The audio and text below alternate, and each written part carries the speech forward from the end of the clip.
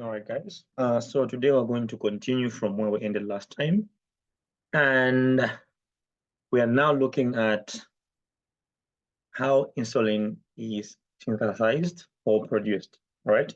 So basically, for those who are seeing this lecture for the first time, let me just do a bit of a recap. So basically, insulin is one of the hormones that is produced and the endocrine system, to be more precise, in the pancreas using the B cells, which are part of the highlights of Langerhans cells, okay? We've got the B cells that produce insulin, and we've got the beta cells, the beta cells that produce insulin, and we've got the alpha cells that produce glucagon. So now, basically, we're talking about insulin and how it is produced and how it is able to affect.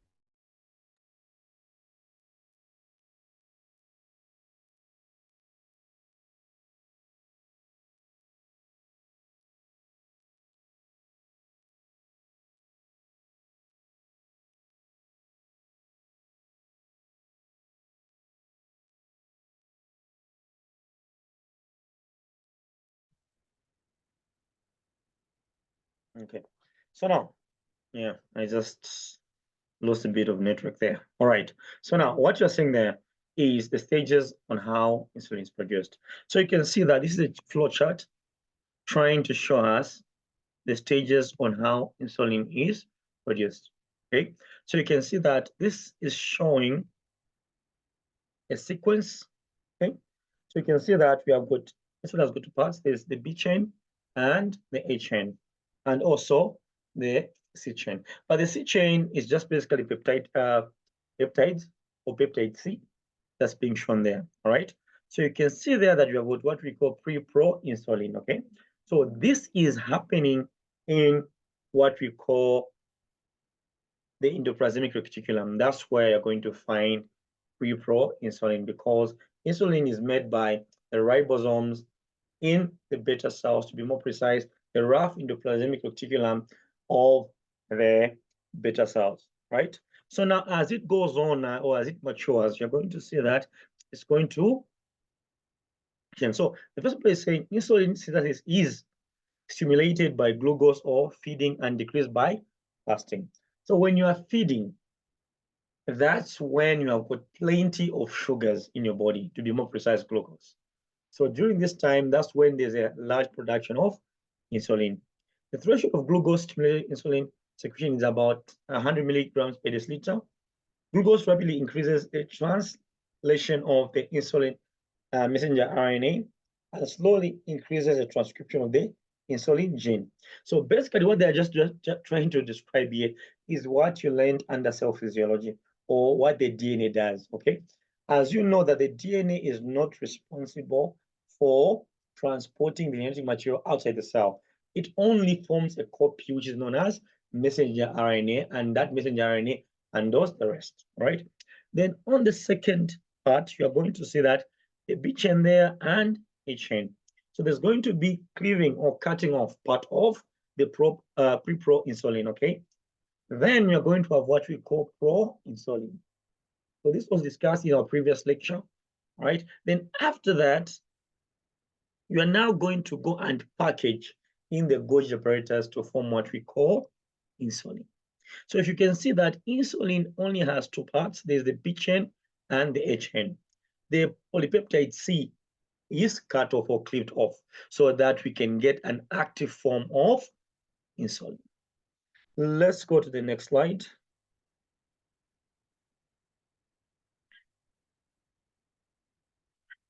So now this slide is just talking about the half-life insulin. All right, now, what is the half-life of insulin? How is it catabolized? What percentage is extracted on first pass through the liver? All right, so now the moment this hormone is produced, remember, these are ductless glands that produce this hormone. So meaning they are going to be secreted directly into the blood, all right? So now, the half-life of insulin is 3.5 minutes. This is different from glucagon, okay? So it's got a higher half-life. So now the half-life of insulin is about 3 to 5 minutes and is catabolized, meaning it's broken down in both the liver and the kidneys. So approximately 50% of insulin is catabolized on its first pass through the liver after it is secreted from the pancreas into the portal then. All right. So remember 3 to 5 minutes. So now, in contrast, so now how do the half-life of C-peptide and pro-insulin compare with that of insulin? So trying to compare because when you have a mature insulin, it has no C-peptide, okay? So now, how do the half-life of C-peptide and pro-insulin compare with that of insulin? So in contrast, both C-peptide and pro-insulin are catabolized only by the kidney and therefore have half-life 3 or 4 times longer than that of insulin. This one has got about 3 to 5. So if you multiply, let's just say 3, multiplied by 4 times, that's about 12. Meaning they have got a longer half-life, which is approximately 12. All right. Yeah, and they are catabolized or broken down only by the kidneys. While for insulin, catabolic or breaking down of it happens both in the liver and kidney. But insulin is catabolized by both the liver and the kidney, just like I mentioned. Let's go to the next slide. So this slide is just talking about the main substances that regulate insulin secretion. There's glucose, mannose, etc. So the first two are just sugars. So you can go through in this in your free time. So you can look at stimulators, which are these, and also inhibitors that affect insulin. So now, what characteristics of the B cell glucose transporter allow intracellular glucose levels to equal those of extracellular space? So these glucose transporters, GLUT1, GLUT2, and GLUT3, and GLUT3. So now, when you look at this, remember under cell physiology, you learned about glucose transporters, right? And these are known as carrier proteins because glucose is a large molecule. So this glucose transporter, like GLUT1, GLUT2, and GLUT3, allow bi-directional flow of glucose, meaning it can go both ways, it can go in and out. So these transporters are also in excess to allow, in excess to glucose, thereby these transporters are also in excess to allow glucose, thereby creating equilibrium between extracellular and intracellular glucose concentration. So they allow the flow of glucose in and outside of the cell so that we can have what we call an equilibrium. Remember, under physiology or under endocrinology, we're trying to look at how to maintain a constant internal body environment or how to maintain what we call homeostasis. So that's what we are basically looking at. So these transporters, GLUT1, GLUT2, and GLUT3, they are bidirectional, meaning they allow the flow of glucose in and out of the cell. Let's go to the next slide. So this slide is just trying to describe what happens when glucose is produced. When insulin is produced by the beta cell. So this is a schematic diagram showing glucose stimulated insulin released from the B cells. Remember, the B cells are found in the pancreas, in the hilus of Langerhans, to be more precise, in the beta cells. So these are the beta cells that are producing insulin. So now, remember, we also have glucose-stimulated insulin production, right? So that's what we are talking about right now. So now, when you look at this is glucose, and this is a carrier protein. So once glucose enters these beta cells, as you can see there, this is a beta cell, via a carrier protein. So once the glucose goes there, there's going to be an enzyme known as glucokinase. So this glucokinase is responsible for converting or breaking down the glucose into glucose 6-phosphate. So once you have this glucose 6-phosphate, it's going to allow the production of what we call ATP. So this ATP will go and activate these receptors, okay? So these are receptors, so SUR1 and is here. So these SUR1 receptors are going to be activated with the help of ATP, which is going to allow the influx or the coming out of potassium out of the cell. So when potassium leaves these B cells going outside the cell, as you can see, we are talking about ATP sensitive potassium channels. So there will be an efflux of potassium, meaning going outside, which is going to activate what we call depolarization by allowing the voltage-dependent calcium channels to allow influx due to depolarization as the potassium is going. So it's going to allow the influx or the allowing of calcium to enter the cell. So the calcium, as it enters the cell, It's going to allow the exocytosis or the movement of calcium going to the cell membrane and then undergo what we call exocytosis, hence causing the secretion of this insulin into the bloodstream and then transported to the areas where they needed, like the kidneys and the liver and all parts of the body where they're going to have an effect. So that's what is being shown on this diagram. So now, what is the probable glucose sensor in the B cells? So now, we have got what we call glucokinase. So glucokinase is this culprit, all right? So glucokinase, an enzyme with low affinity, means it has got a low affinity, low attraction, low affinity for glucose, whose activity is regulated by glucose, right? So it controls the first and rate limiting step in glucose metabolism, the phosphorylation of glucose to form glucose 6-phosphate. So what I'm trying to describe is this. So if you can see here, this is the enzyme that is able, or the rate limiting enzyme. So it controls the rate or the time it takes for glucose 6-phosphate to be formed, hence causing or controlling the amount of insulin being produced. So that's what they're trying to describe. So now, this enzyme, by determining the rate of glycolysis, is thought to function as the B cell glucose sensor. So now, this diagram just shows the effect of various factors regulating secretion of endocrine pancreas hormones, right? You can see that the B cells there, with the delta cells, which produce somatostatin release, and the alpha cells produce glucagon release. So you can go through this diagram in your own free time so that you can be able to appreciate the information that has been given. So this diagram is just showing the insulin receptor, all right?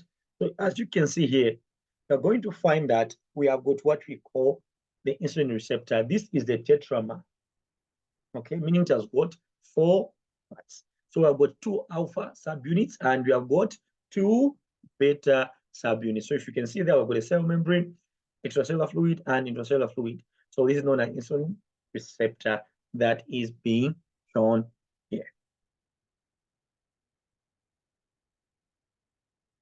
All right. So now, what's the effect of insulin on potassium?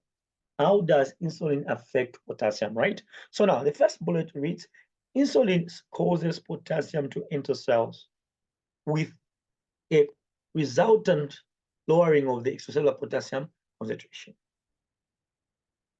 So now, when insulin reaches a cell, it causes or it attracts potassium to be allowed to go into the cell.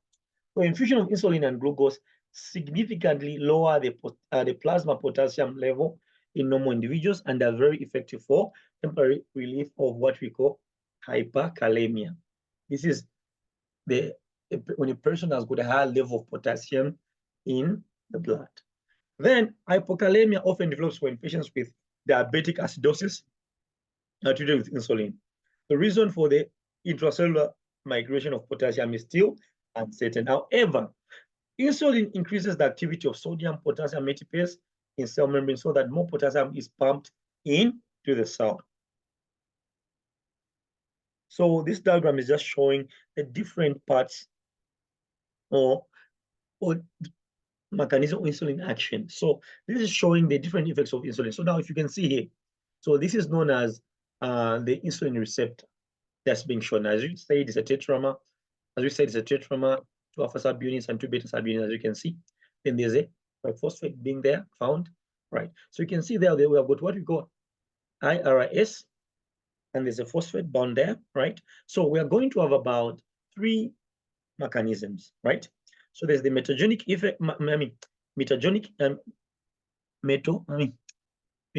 effect or pathway, and you're going to have the metabolic pathway, and you're going to have the transcriptional pathway. Remember, this has to do with decreasing the amount of sugar or glucose in the blood.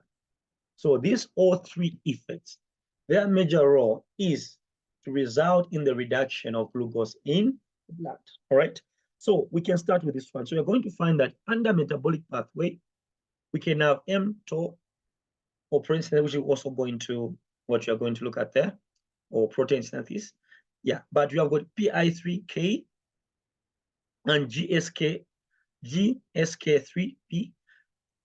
This one affects the cell by allowing or recruiting GLUT4 to migrate the cell membrane, hence allowing a lot of glucose to be absorbed by the cell so that they can be broken down or metabolized.